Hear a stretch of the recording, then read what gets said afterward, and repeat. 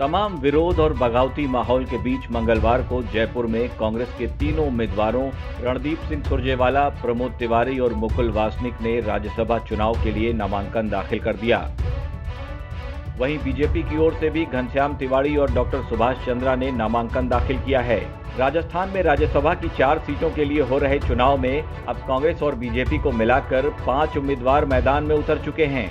अभी तक राजस्थान में 3 सीटों पर कांग्रेस की जीत पक्की मानी जा रही थी, लेकिन बीजेपी ने चौथी सीट के लिए डॉक्टर सुभाष चंद्रा को मैदान में उतारकर एक नई सियासी हलचल पैदा कर दी है। संख्या बल के हिसाब से देखें तो 200 सीटों वाली राजस्थान विधानसभा में इस समय कांग्रेस के 108, बीजेपी के 71, निर्दलीय 13, राष्ट्रीय लोकतांत्रिक पार्टी के 3, माकपा और भारतीय ट्राइबल पार्टी के 2-2 विधायक हैं। ऐसे में माना जा रहा है कि चौथी सीट पर सेंधमारी के लिए ही बीजेपी ने 5वां उम्मीदवार मैदान में उतारा है, यानी सीटें 4 और दावेदारी करने वाले 5 उम्मीदवार। राजस्थान राज्यसभा चुनाव में डॉक्टर सुभाष चंद्रा की एंट्री से मुकाबला दिलचस्प हो गया है।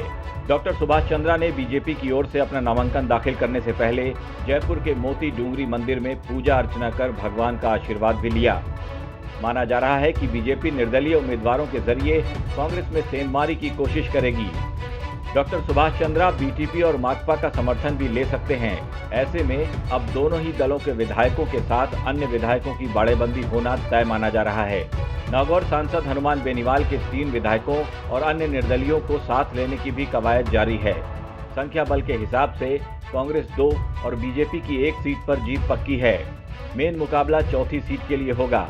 कांग्रेस को ये सीट जीतने के लिए 123 विधायकों के समर्थन की जरूरत पड़ेगी।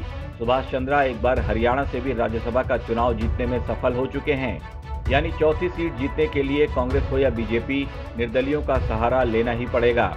ऐसे में बीजेपी भी 2 सीटों पर प्रत्याशी खड़ा कर इस सियासी जंग को और रोचक बनाना चाहती है। राजस्थान की 4 राज्यसभा सीटों के लिए 10 जून को मतदान होना है।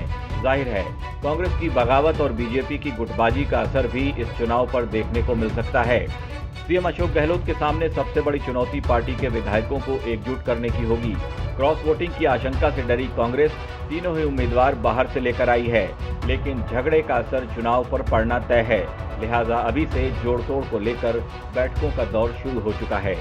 ब्यूरो रिपोर्ट, राजस्थान तक।